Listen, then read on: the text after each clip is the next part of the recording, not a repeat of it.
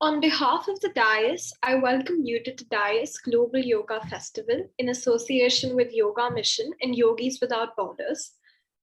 Join us as we bring to you interactive workshops, learning opportunities, and practicing yoga together. This session is on creating a harmonious life, and Ms. Charlotta Chandrika Martinus, who will be introduced shortly as we are saving the best for last, will be sharing her wisdom with us. The Dais is an organization with a vision to empower people towards a better life. The achievement of SDGs and leaving no one behind are the core objectives of the Dais, with a focus on environmental preservation, ensuring equality for all, improved education for children and youth, and creating a peaceful and prosperous world. I now would like to introduce the Learning Planet Festival. The Learning Planet Festival was launched in 2020 by CRI, France, which is now known as the Learning Planet Institute. The Learning Planet Festival is open to passionate learners of all ages. This is the third edition of the festival, which celebrates the International Day of Education on the 24th of January. I now have the privilege to introduce our partners. Yogis Without Borders is an international team of experts spreading the knowledge and practices of yoga tradition to anyone interested to transform his or her life through its methods. Yoga Mission is an international charitable organization involved with residential and non-residential schools and women's projects, particularly in Varanasi, India, serving 475 underprivileged women and children. I now have the honor of asking Divya Prabhaji to take over. Divya Prabhaji is devoted for yoga for life. She is devoted to yoga for life. She is the founder of Yoga Mission and the curator of the Yoga Festival. Divyaji, the floor is all yours. Thank you. Thank you so much. It's such a great pleasure to introduce Charlotta Chandrika Martinus on the third and final day of this Global Yoga Festival. She will be giving us a session on creating a harmonious life. Being the third day, today is the day where we celebrate peace. The first day we celebrated well-being and wellness. The second day, joy. And as we come to a closing today, peace.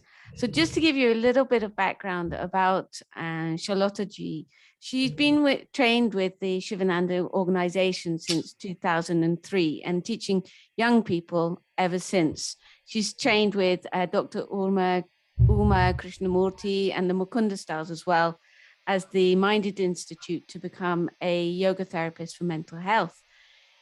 For those of you who don't know, she's also the founder of a pan-European that's registered in the UK, Teen Yoga Foundation, which has been instrumental in lobbying the governments, particularly in the UK and also at the EU level, to bring yoga into education. And they've been having remarkable results, especially with children who are facing challenges in the school system, to be able to be saved within the school system.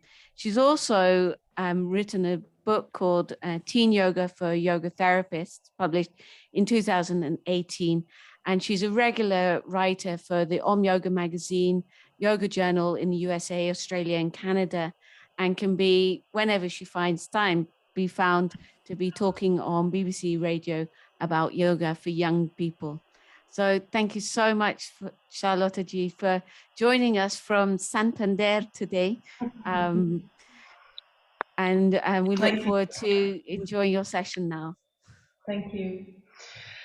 Welcome, everybody. Very nice to see you. I'm here in Spain, which is an unusual place for me to be. I'm usually at home in the west of England, but I'm in Spain for a month learning Spanish because we're going to be delivering the course that we deliver in the Spanish language later on this year. So I'm just brushing up on my Spanish. That's why I'm speaking to you from here. I like to start, as I start most tasks, just with a little bit of silence and focus. So let's close our eyes, check in with our body, see if the back can be a little bit straighter, the shoulders a little bit more relaxed, the tummy a little bit more toned, holding up the torso. Can we come into our comfortable and stable position? Noticing the breath, noticing the body, and noticing the mind.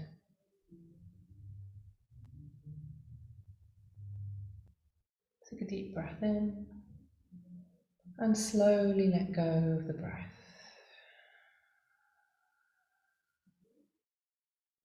Let's do that another 3 times in your own time. Nice deep breaths. And long exhalations.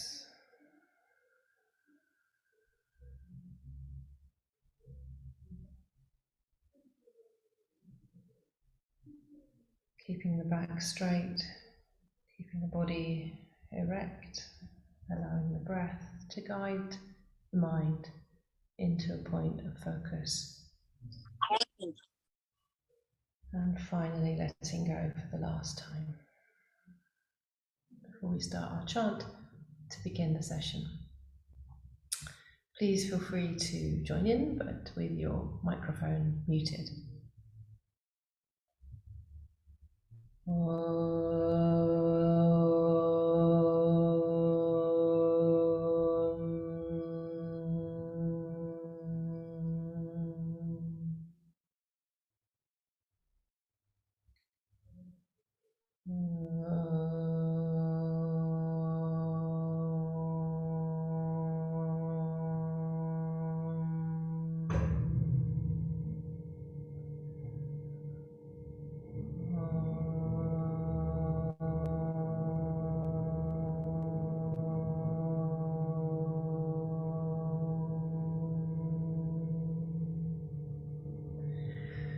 Sahana Munaktu, Sahano Munaktu, Sahar Viryam Karavavahe, Tejasvinavadi Tamastu, Ma Vidveshavahe. Om Shanti.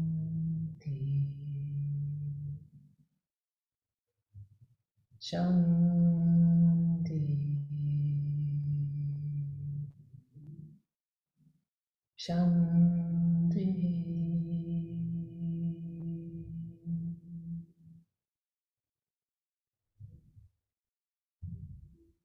Om Namah Shivaya.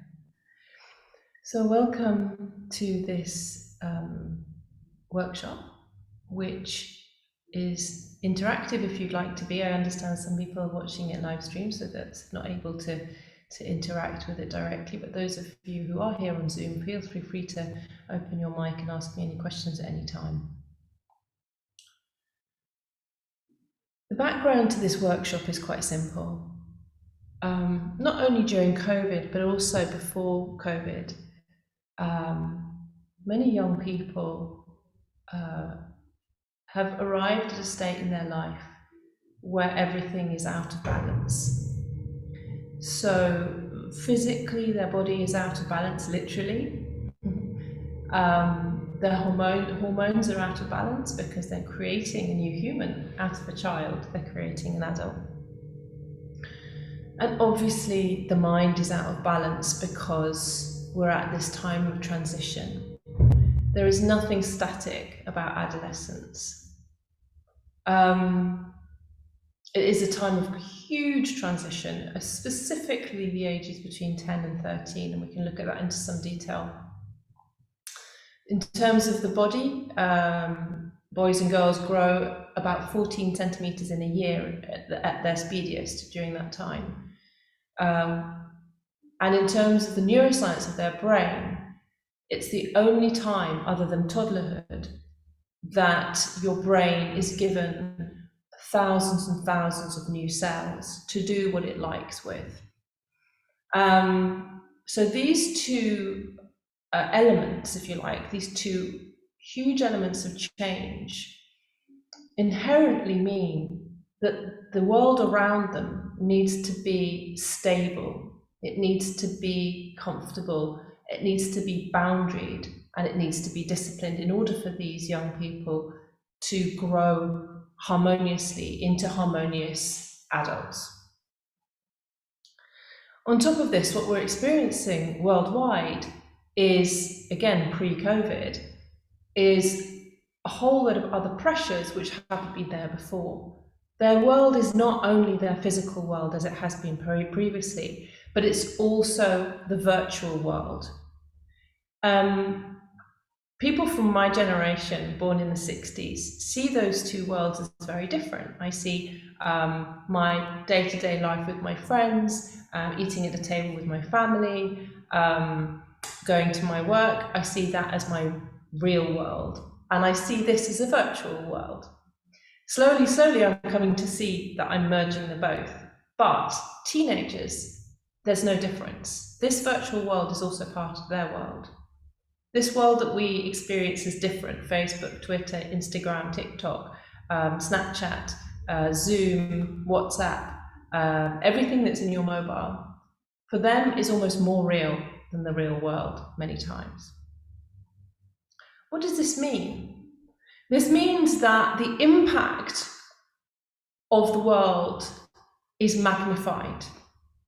So instead of your world being the people in the street, the people in your neighborhood, the people in your home, and the people at school, it's all those people, plus thousands of others who you communicate through gaming, through Snapchat, through TikTok, through Instagram, through WhatsApp. So the influences are multiplied. But those influences are not just people, they are institutions that are designed to control behavior. Many of the Facebook, WhatsApp, and Instagram, the software is taken from gambling software. So it's based on the algorithms of gambling. How do we get this person to do more, come in more, do more? So not only is this young person in a very sensitive stage of development and tumult, but we have this added force, quite manipulative force, creating more confusion, creating more input, creating more access to new ideas, new thought patterns. This isn't all bad. Often we speak about social media being a bad thing, but it's also a good thing. It means that people in Kolkata can be here with me, people in Santander in Spain at the same time. We can be talking about things that interest us and that matter to us. So for young people, they can, Greta Thunberg, for example, in Sweden, can influence the whole world through social media. And this is really impactful and really important. And many schools take this super seriously to say, how do we help our young people to really use social media to the good, to support them in their optimal development rather than to take them down destructive routes? For me, the answer has always been yoga. I started doing yoga because I was pregnant and very stressed at my job. The answer was yoga. My pregnancy went really well. My job went really well. I relaxed and I became, my life changed for the better without a shadow of doubt. When I started introducing yoga in schools back in 2003, I noticed a shift almost immediately within an hour of the first lesson from coming in, being distracted, being unfocused, slightly aggressive, to being at peace and relaxed within 1 hour. So within a term, the shift was palpable with the entire school. So when I ask myself, how can we support young people and create a harmony in their world so that they can develop in a harmonious and optimal way, the answer always has to be yoga. But the question is, what do I mean by yoga? Of course, most people think in the West, we think of asana. And I know that in India, many people who are not in this circle of modern yogis might perceive yoga to be something that their grandparents did in front of an altar in the morning, the pranayam and the kirtan. And neither of these need to be specifically exclusive. And I don't think that we need to choose one or the other. I think the key to helping young people to find harmony is to work out exactly what's going on in their lives and meet them where they are with the yoga that we have, the toolbox of yoga that we have in front of us. And that toolbox involves asana. It involves pranayama. It involves kirtan. It involves meditation. It involves philosophy. And it involves connecting with human beings in a satsang. And much, much, much, much more. So what we've done in the last 20 years is try and refine that process of delivery of yoga into schools and ask ourselves every time, what does this school need? What does this individual need from the yoga toolbox that might help them develop into an optimal human being, optimal adult in balanced, harmonious way? So let me ask you, in your life, how do you find balance? How do you determine what's needed? And I expect the answer might be that you've done yoga for a little while and you know what helps you. And many of us, after a long time, and Lucy and I have discussed this in the past, find chanting, mantra, and meditation to be very, very useful. In the West, in Europe, this is a little problematic because the chanting is in Sanskrit and there's lots of misconceptions around chanting being some kind of religion and connected to Hinduism.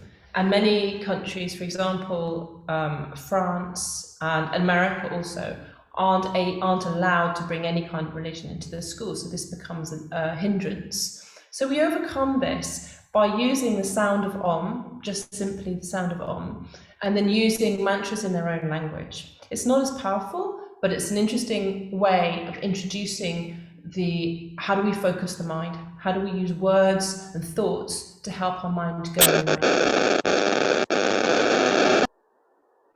So before we continue, then I'll show you a little bit of the kind of things that we might do in a class with young people to bring harmony. So first of all, we would do a check-in. We'd ask everybody how they're doing today, and maybe just get a thumbs up or a thumbs down. I'm not too well, I'm fine. And then we'd see what the energy of the class is. Is it a tamasic class? Is it a rajasic class? Or are they already on the road towards sattva? And in our minds, we're always thinking, how do we bring them into sattva?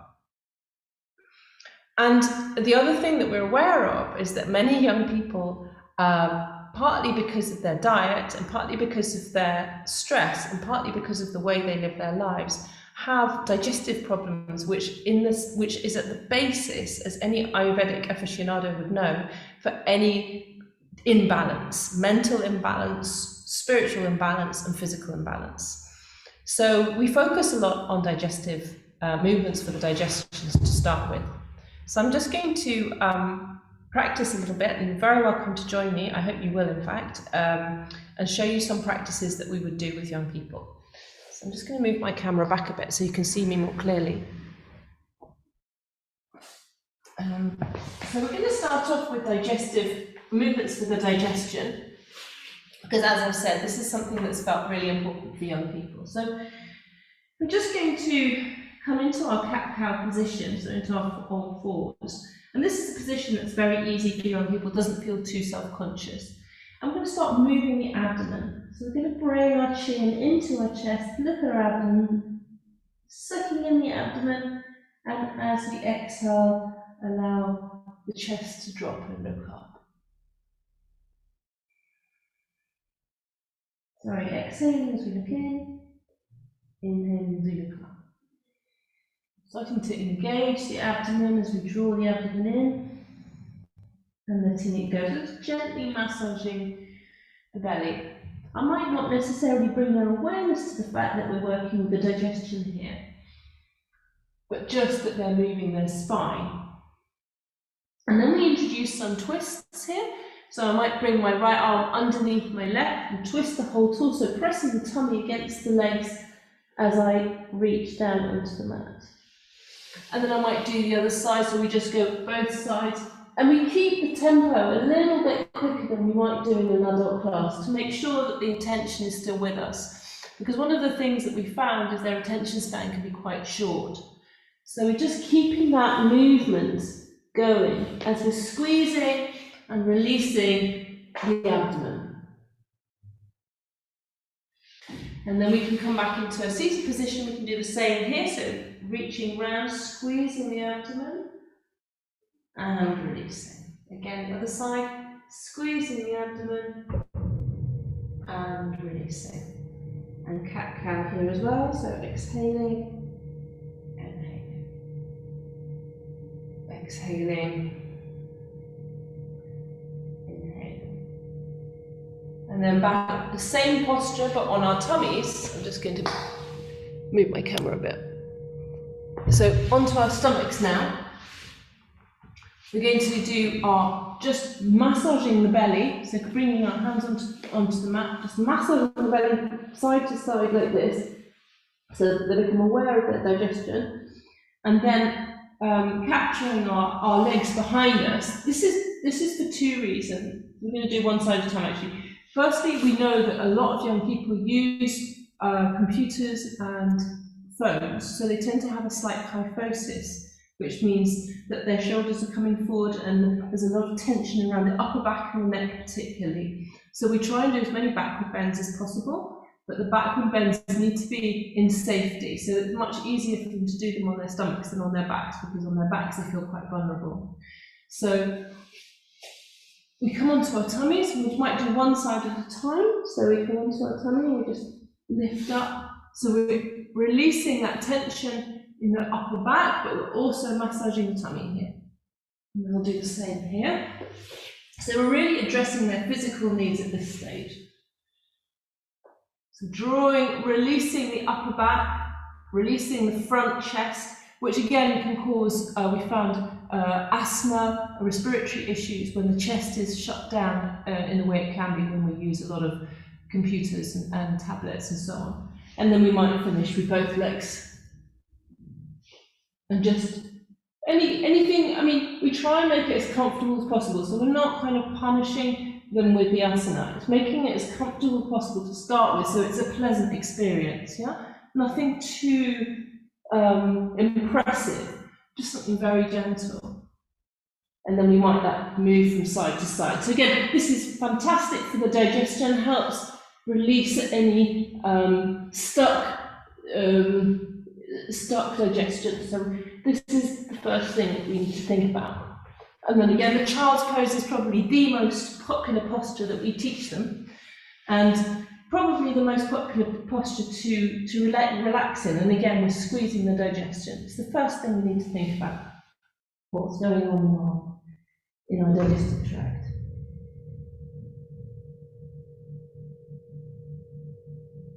And then, because we're talking about harmony, we also need to think about how do we create a balance in our mind and in our body. And for that, we use physical balancing. So balancing postures. So for example, we could do something very simple, and you'd be surprised how difficult balancing postures are for young people, usually because they've grown very quickly, but also because quite a few young people have a very increased sedentary lifestyle compared to in the past. And they're not spending a lot of time standing up, not spending a lot of time moving their body, so the muscle tone in the legs is less than optimal. So we might just do a very simple balancing posture. So keeping the leg quite low, keeping the hands together at the heart to keep us focused. And this idea of focus and discipline and concentration is probably at the heart of what we're trying to deliver here. So we're asking them to hold this posture. And for those who find it easy, or those who find it difficult to focus, we might bring in a couple of other postures that follow on from this so that they can stay balanced but they're moving. So for example, warrior 3. And then just bringing the knee up. And then back to tree. And with the fact that they're moving means that they'll be more engaged. So let's do that on the other side. Focusing on one spot in front of you.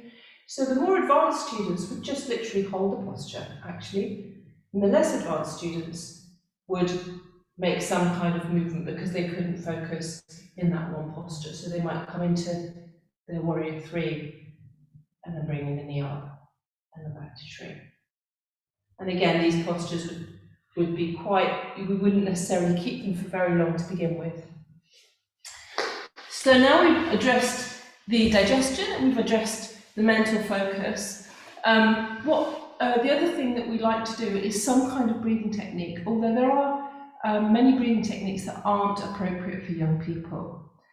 Anuloma viloma, if we have any trauma or if they have any difficulty at home, any kind of retention is ill-advised because the retention increases the focus on the problem. Unless we've guided the mind at that point, that's not a wise move. So we're looking at more simple breathing techniques, maybe using the hands so that we're becoming more aware of the body-mind connection. We might say things like, what do you breathe like when you're anxious? And we'll all show that I breathe lightly, I don't breathe very deeply. And how does a baby breathe? Or how do you breathe when you're sleeping? I breathe deeply and slowly. So which would you prefer? If you chose a breath, which would you prefer? I choose the slow and deep one. So let's do that together then. Let's breathe slowly. Let's feel where your breath is coming in and where your breath is going out. And very, very often we find with young people that they're only breathing in their chest. They haven't yet understood to breathe into their tummies. That's why we put our hands here, so we can feel what's going on. So we say, breathe into your chest. Now see if you can just pop your belly out and see if there's a bit more space to breathe. Now put your tummy back in and lower your chest and breathe out. And this takes quite a lot of process, quite a lot of practice.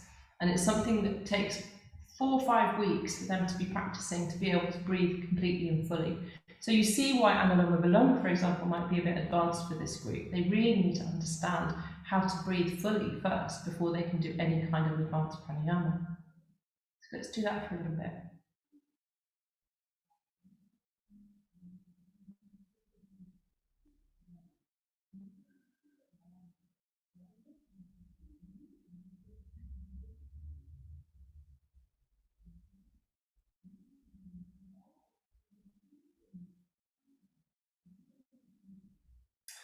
This is, of course, if we have a relatively willing group, this works really well. If, however, we have a group of angry, often young men, I would say, but sometimes young women as well, we would think about how can we help them express their emotions without violence? How can we help them express their emotions so that they're able to then go back and speak calmly and harmoniously with their family? And for this, we find things like the lion breath is really, really useful. So coming onto all four, or coming onto your knees, and then with the tension and the release in your body is a very important part of this. The fact that they can feel the difference between being tense and being relaxed. So we might ask them, so tense the whole body, your fists, your buttocks, your face, breathe in, and breathe out like a lion. And of course, you're going to get lots and lots of giggles and lots of people who don't want to do it. So I kind of challenge them. I say, look, if you've got feelings inside, just let them out now so that they're not going to damage anybody later. Just let all your feelings out, put all your feelings into this. And then we can move on to more calming breathing patterns. And then I think about what can I do to help them bring this into their daily life? What could I do what kind of practices can they do, which is something they could do before a class or even in a class if they're feeling they need something. And one thing which is super useful is what we call square breathing. So I might just take anything that's square. I'm taking a little box here, but you could take your phone, which is very useful, or a piece of paper. And we breathe in, we hold our breath briefly, we breathe out, we hold our breath briefly, and we breathe in. And we continue like this. So the in-breath is on the long side of the rectangle, the retention is the short side, and then the out-breath is the long side. So we'll do that together. So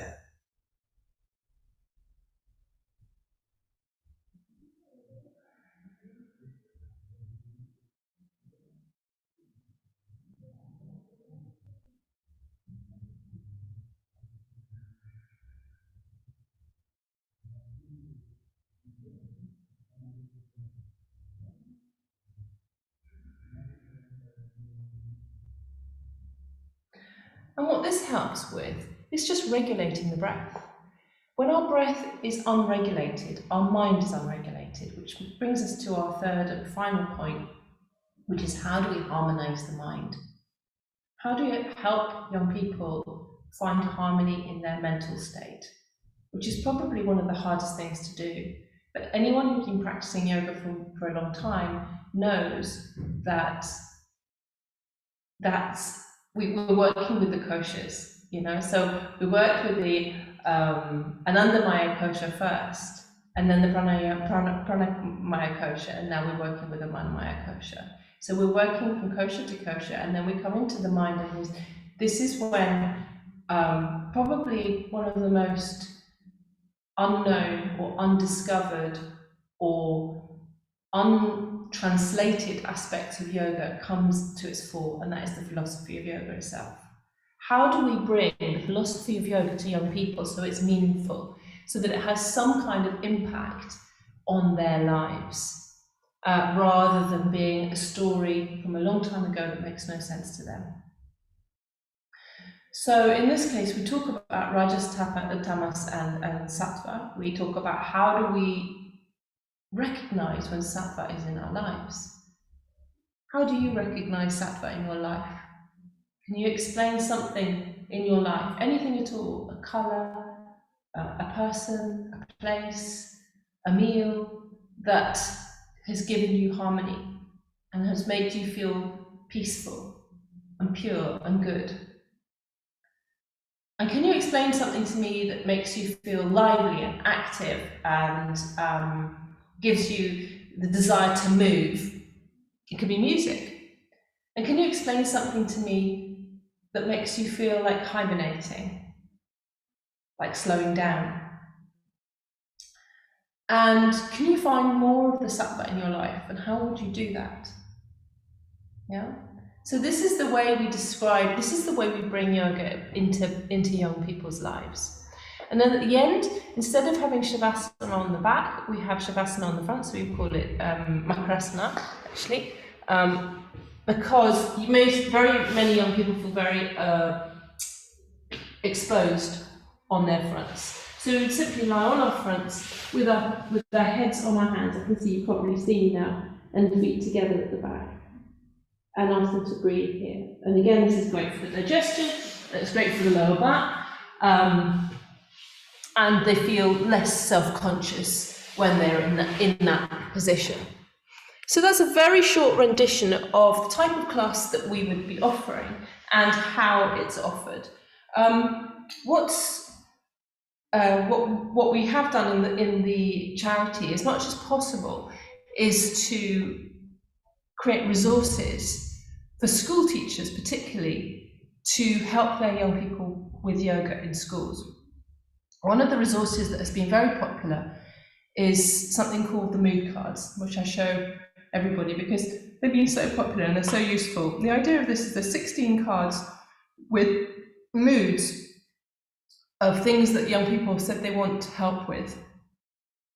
The one that's today is very relevant and helpful is the mood of connect. That means I'd like to connect with other people, I'd like to connect with myself. What can I do to do that? And on the back, we have 6 postures, partner postures, they can do to feel connection. And on the front, there's a QR code that goes to our YouTube video that they can watch. What we also have is things that, again, that relate directly to their lives, like pre-exam.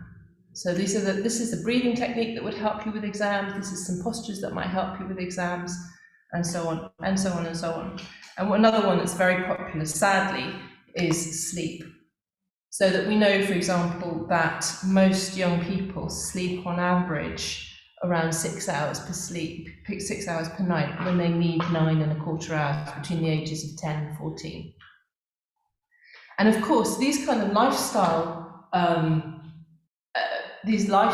elements are really central to well-being. So my students, my graduates, have become kind of well-being experts, looking at food, sleep, what they're drinking, what they're watching, anything that you're consuming, And also bringing in this idea of consumption not only being food, but consumption also being, what are you listening to? What are your senses taking in? What are you eating? What are you listening to? What are you seeing? What are you hearing? And how is that impacting you? And how can we find sattva in those things in order to bring harmony and balance into our lives? So not only are we offering asana, pranayama, yoga philosophy, but we're also sort of offering a kind of Ayurvedic initiation into that phase of their lives as well. And we found it very, very successful in the UK. There's one school that has recently appointed the head of yoga in just south of Liverpool, in Berkhamsted, and he organises classes for every year of the school to have yoga. So from the age of 4 to the age of 18, everybody has yoga at some point in the year. The second head of yoga has recently been appointed in the north of England, and she also, her role is to introduce yoga to all years of the school in some form or another, either as a yoga class, just as a straight yoga class, or as part of other classes. So part of their maths lesson, they might do 5 minutes of yoga. Part of their PE curriculum might be yoga, or part of their well-being curriculum, which is called the PSHE curriculum here in the UK, might be yoga. And so we've developed several curricula for those teachers to deliver in their schools. But mostly what we're looking for is, how do we support the teachers to develop exactly what their students need, as opposed to a cookie cutter course that's not necessarily going to meet the needs of the students in front of them. So we're moving more and more towards yoga therapy as opposed to yoga teaching. I think I've come to the end of my talk and my demonstration now, because I wanted to leave some time open for everybody to have a conversation if anybody has any questions. I see there's been something in the chat, but because I've been chatting, I haven't been able to read that. I don't know if there's any questions. I'm very happy for you to open your mics and ask me questions. Oh, yes. So Divya is asking 4 weeks daily, or is that once a week? So what we do is, normally we teach once a week, but we give them daily homework. So each individual will be given something that's specific for them. So say if we have somebody with lower back problems, we might give them a particular posture that they do every day before they start school. If somebody's got asthma, we might give them a breathing practice, or even a physical practice to start with that they might do. And then we check in with them weekly about that. We've also developed an app, which isn't quite ready, but it should be ready next month, which the teachers use to speak to the kids at home, and they can guide them remotely through that app as to what they should be doing every day. Leonora, any advice for teachers who are not yogis to bring some of these routines? Yes, absolutely, Leonora. Gosh, that's exactly what the course that I run, the Teen Yoga course that I run online, is about. Really, about 70% of the people who come on that course are in fact school teachers, and they are looking at, how do I help my students on a daily basis in the classroom with yoga.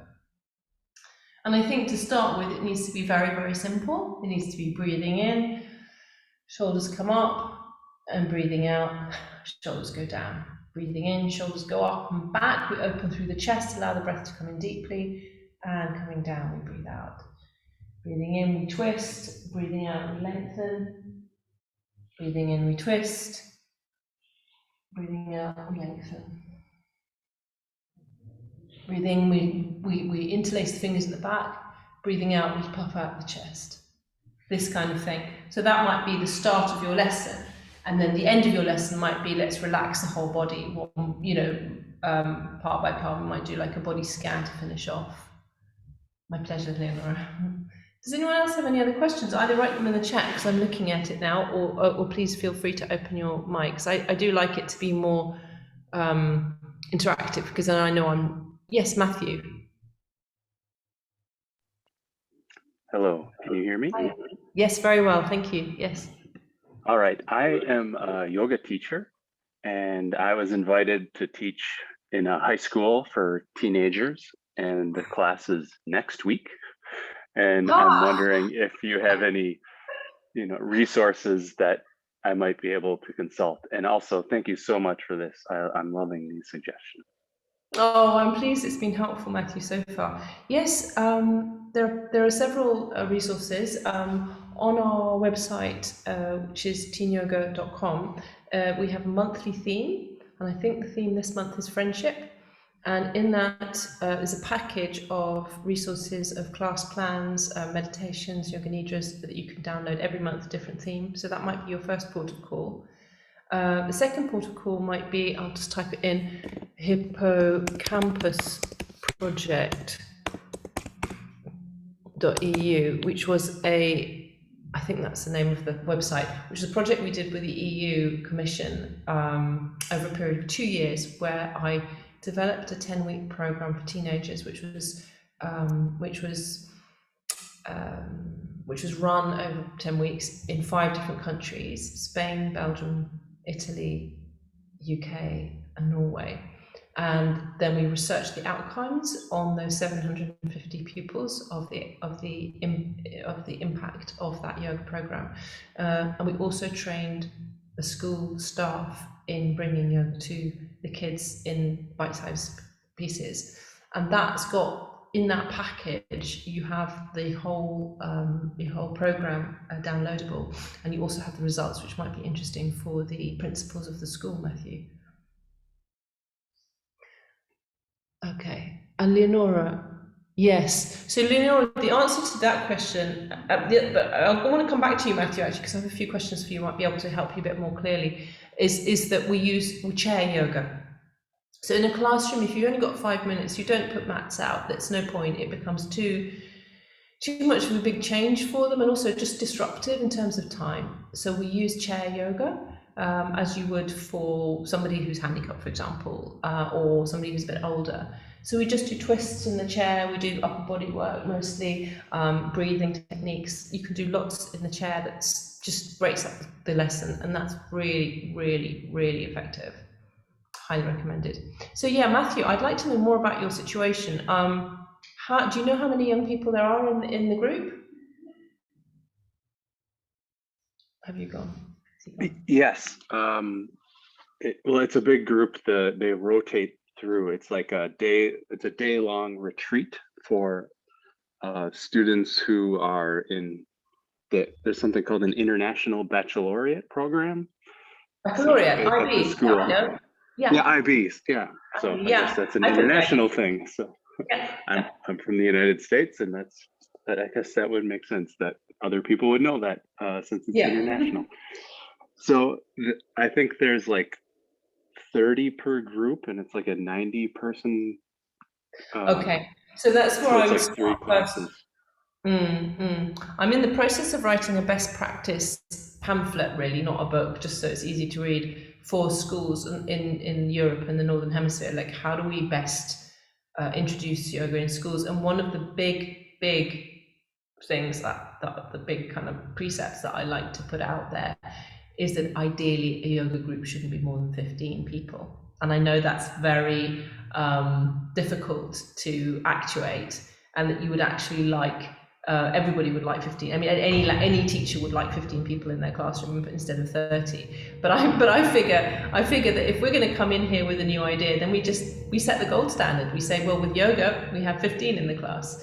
And so what I normally do is I say, because here in the UK, or in Spain as well, actually, it's mostly 30 in a class, is I say, let's split the class up. You've given us 1 hour for these 30 people. I'd like to take half an hour with 15 and then another half an hour with the other 15. And you'll get much, much, much better results, if that's possible. If they have a possibility to be with a, I don't know, teaching assistant for half an hour, they will get way more out of the time than if you had all 30. If that's not possible, then I'm sure it's just about being quite disciplined and boundaried and authoritative about your interaction with them, and asking them to do some quite hard stuff to begin with, so that they focus. Don't be too soft to begin with. Do some nice, strong Ashtanga sun salutations to get them started, and then you'll have their attention, because most young people think that yoga is too easy and too kind of sloppy and floppy. So if you start them on something tough, then you'll have their attention. That's my advice to you. Okay. Does that make sense? Well, earlier you had said that it's maybe stick with gentle because it feels good. Yeah, and that if you had 15, that's what I would do. But if you have 30, it's a different dynamic altogether. Gotcha. And you think a smaller group, like 15 people, is better? Definitely. If you have the capacity to go in and say to them, can we split this into 2 halves, and you will see a massive difference in their behavior if you do that. If I have 30 on firefighting, but if we have 2 groups of 15, you'll see a difference in behavior, and they'll get more out of it. And I think you could do that. You say, this is best practice in yoga, this is what we do. And just be really, this is what I've been told. this is what needs to happen. And you'll be surprised how many people go for that. I mean, anybody in teaching, anybody in pedagogy would understand why you would ask that thing, especially when it's coming to when you're talking about something so specifically physical. And so for safety as well, it makes sense to have 15 rather than 30. If you can get away with that, Matthew, then you can follow the advice that I just gave you there. But if you have 30, then I would go with the other way of doing things, much more strongly, much more disciplined. Does that make sense? Absolutely. Good, I'm not confusing you. Thank you so much. Sorry, I'm in a weird spot where I couldn't turn on my camera, nice to see you. Where are you in America exactly? I am near Minneapolis in Minnesota, where it's cold. Minnesota. Very nice. Good. Well, it's lovely to connect with you like this across the world, isn't it? Fantastic. Okay, so Parisha Jain, can you share some specific breathing exercises which can improve sleep quality? Yeah, and also treat chronic insomnia. Oh my goodness, Parisha, this is such a common issue among young people. It's really sad, really, really sad. I have to say, the first thing we need to think about is screen time. Yeah, so the first thing, I always come from the Ayurvedic perspective. When does your sleep start? Your sleep starts around 6 o'clock in the afternoon. You know, what time is your last meal? It should be 6 o'clock, no later. And then when do you stop screens? It should be 8 o'clock, no later. What kind of tea are you taking before bedtime? Are you taking chamomile, or can you take some kind of lime flower or some kind of relaxing herbal tonic before you go to bed? Then massaging the feet with lavender is a really lovely thing to do. And then a yoga nidra. And just long, deep, slow breaths. There's lots of yoga nidra available for free online, so you can just listen to them online on yoganidranetwork.com. And long, slow out breaths. The out breath is the breath that activates the parasympathetic nervous system, which is which initiates sleep. And to be in bed before 10 p.m. because the body has a rhythm, has a circadian rhythm. And 8 o'clock, after 10 o'clock, the body starts to wake up again. So the body needs to be in bed before 10 o'clock in order to fall into that circadian rhythm and then wake fully rested at 6 a.m. This is very difficult to convince young people of this. Very, very, very difficult. But you might be able to convince them if you promise a foot massage. If you're in bed before 10 o'clock, I can come and give you a foot massage. After that, I'm busy. And that foot massages are really, really helpful tools to help sleep. Anything to do with the lower body, it helps ground the person and helps them release the day. And I think I would also say, if you're in your own home and you're able to do this in your home, then mantra is fantastic. Mantra switches off the mind. Yeah, the mind is the biggest culprit in not being able to sleep. Mantra switches off the mind and helps the mind go into the different sphere. So any kind of mantra, particularly Om Namo Narayana, for me is the best mantra for sleep. So coming into peace. I'm going to finish there because I'd like to finish with the mantra for harmony, actually, the Vishnu mantra of Om Namo Narayana. So if you'd like to chant that with me, you're very, very welcome to email me with any questions. I'd be very happy to speak to you. My email, maybe Divya could write it in there, it's charlotta@teenyoga.com. I'm also on Facebook, very happy to take your friendship request, and we can speak there as well. But I think for now I'm going to finish there because there's a lot to be said on this topic. My course is 10 weeks online because there's so much to be said. So I've only really scratched the surface, but hopefully you've understood a little bit of what we do and the principles behind it. So finishing off now with Om Namo Narayana chant, if you'd like to join in, feel free to, but keep your microphone muted.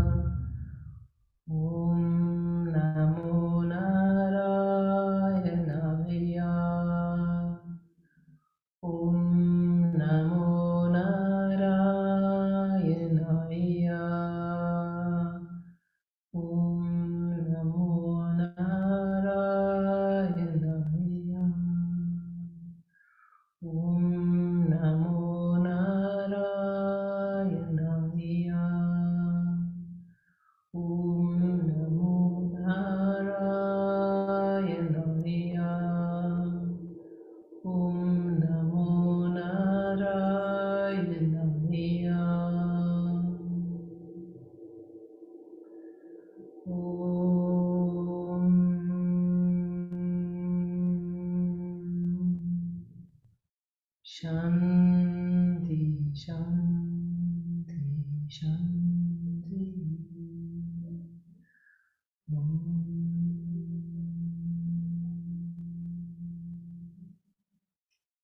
Om Sat Maharaj ki jai.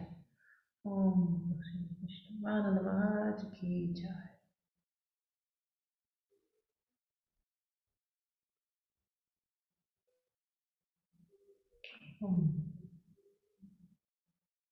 Thank you so much, Charlotta.